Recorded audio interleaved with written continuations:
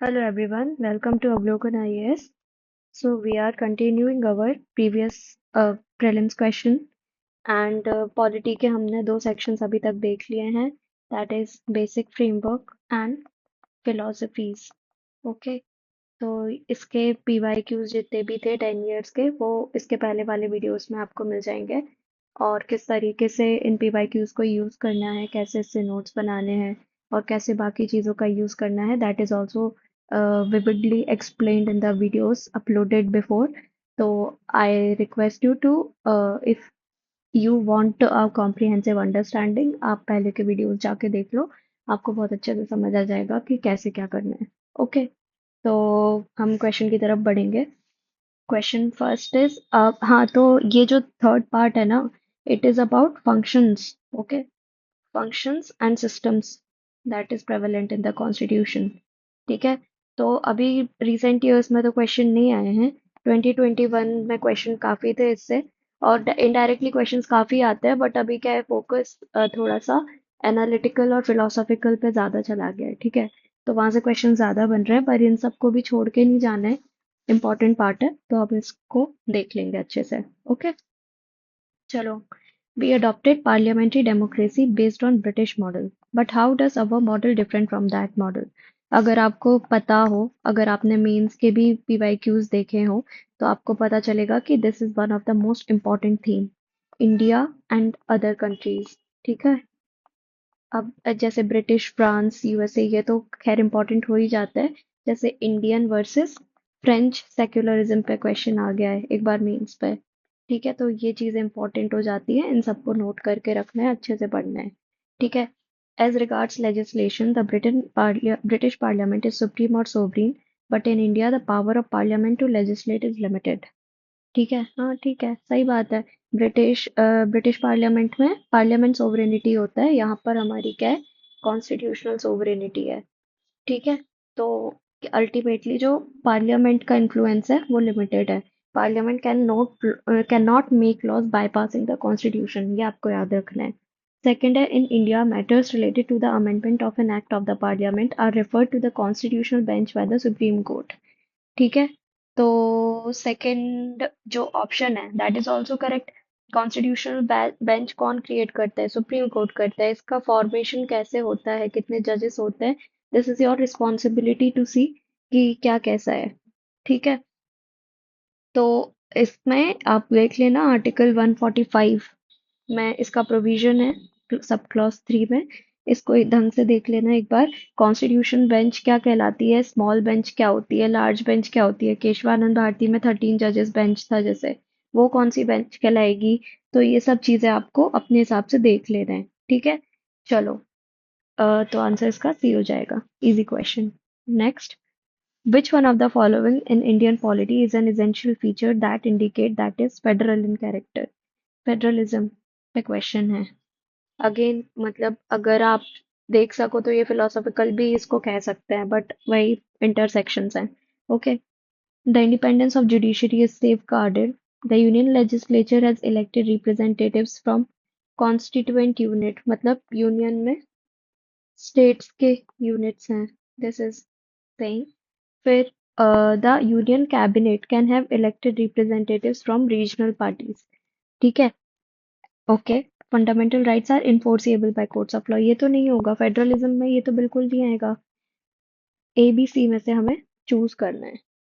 ठीक है, तो अब इसमें सबसे ज्यादा सही कौन सा लग रहा है? फेडरलिज्म क्या होता है?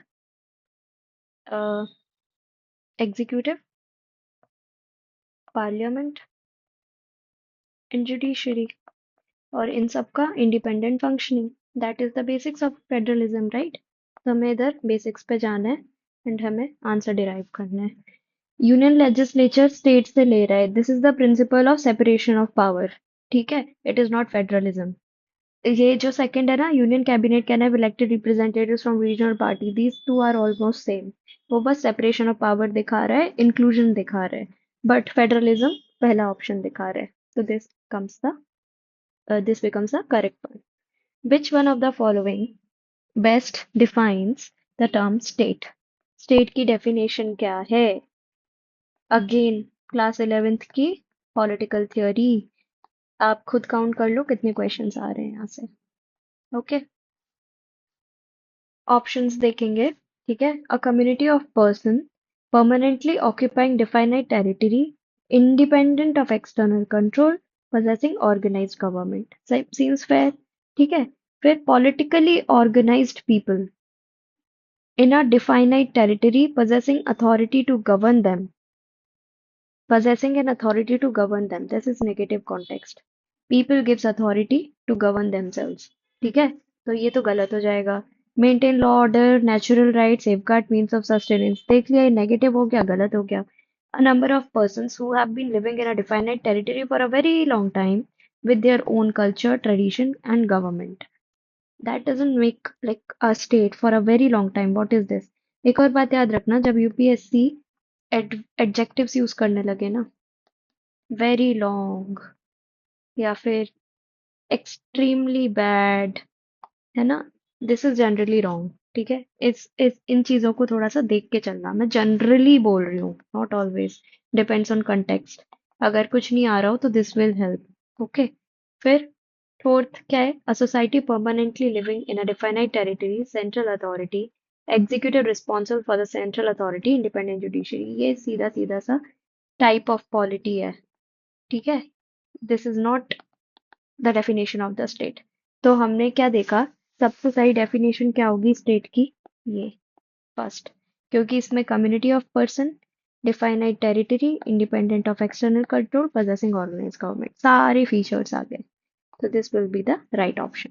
ठीक है, moving on to the fourth question now, which one of the following factors constitute the best safeguard of liberty in a liberal democracy। ठीक है, ये क्वेश्चन रिपीटेड है, हमने पहले भी देखा था, जो हमारा फर्स्ट पार्ट जब हम कर रहे थे कि best safeguard of liberty in a liberal democracy किसको हम बोलेंगे। तो अगर आप उस पुराने वीडियो पे जाकर देखोगे यू विल रियलाइज कि हम बात कर रहे थे कि लिबर्टी में क्या होता है। मेन चीज होती है एक सेपरेशन ऑफ पावर। ठीक है, that is the best safeguard for liberty. Okay, but अब यहाँ पर जब ऑप्शंस आपको इतने क्लोज दिए जाएं, मतलब जस्ट फॉरगेट कि इसके पहले हमने ये कभी पढ़ा है। ठीक है, अगर ऑप्शन आपको इतने क्लोज दिए जा रहे हैं then how will you answer such question. तो कुछ कुछ चीजें जैसे याद रखनी है, अगर कहीं कॉन्स्टिट्यूशनलिज्म की बात आए, कॉन्स्टिट्यूशनलिज्म में हमेशा लिखोगे आप लिमिटेड गवर्नमेंट। ठीक है, ऐसे ही सेपरेशन ऑफ पावर में क्या लिखोगे आप हमेशा, सॉरी, लिबर्टी में क्या लिखोगे, सेपरेशन ऑफ पावर, जहां भी होगा इससे रिलेटेड आपको वो डायरेक्ट टिक कर देना है, इसका आंसर डी होगा। कमिटेड जुडिशरी, ठीक है, centralisation of power elected government, but this is not having a wide scope as the separation of power. Separation of power के तीनों ये पार्ट हैं। ठीक है, तो ये सम टोटल बताता है इनका, सीधी सी बात है। ठीक है, ज्यादा इस पर डिस्कशन नहीं करना, बस ये याद रख लेना। ओके, फिफ्थ हम देखेंगे, which one of the following suggested that the governor should be an eminent person from outside of the state and should be a detached figure without intense political links or should not have taken part in politics in the recent past।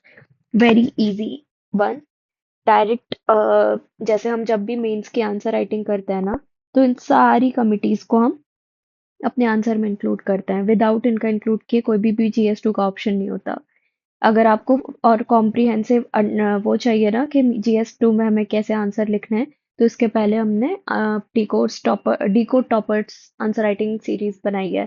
ठीक है, तो आप उस पर जाके भी देख सकते हो कि जीएस टू के आंसर्स कैसे लिखना है। ओके, तो इसका आंसर है सरकारिया कमीशन, है ना, ये फैक्चुअल है, प्योरली फैक्चुअल। अगर ऐसा क्वेश्चन आपको आ रहा है तो ही आप करो, अगर आप डाउटफुल हो तो मत करो, क्योंकि नेगेटिव होने के चांसेस ज्यादा बढ़ जाते हैं। 1983 की ये कमिटी थी, इन्होंने कुछ कुछ वो बताया था गवर्नर के फंक्शंस। ठीक है, गवर्नर कैसा होना चाहिए, डिटैच्ड होना चाहिए और टर्म होनी चाहिए 5 इयर्स की, और बहुत सारी चीजें आप एक बार पढ़ लेना। ठीक है, और भी बहुत सारी टिप्स दी थी सरकारिया कमीशन ने, से परमानेंट इंटर स्टेट काउंसिल के बारे में बताया था, आर्टिकल 356 रेस्टिट्यूटरी पावर्स, है ना। तो इन सब चीजों के बारे में भी Rajamannar commission, sorry, Sarkaria commission में बताया गया था। ऑफन इन दो चीजों में बहुत ज्यादा वो होता है, कॉन्फ्लिक्ट होता है, 50-50 पे आके रुक जाते हैं। बट अगर ऐसे क्वेश्चन सॉल्व करने हैं प्योरली स्टैटिक तो you need to have a comprehensive knowledge about it, otherwise छोड़ दो ऐसे क्वेश्चन, कोई इशू नहीं है। ओके, तो ये थे आज के हमारे 5 क्वेश्चन। अगले वीडियो में आगे के 5 क्वेश्चंस लेके आएंगे और प्रैक्टिस करो, कंटिन्यू बने रहो इसमें। एक थॉट प्रोसेस डेवलप होगा तो you will be able to answer your questions well. ठीक है, तो मिलते हैं नेक्स्ट वीडियो में। तब तक के लिए keep practising and have a very good day ahead. Okay, thank you.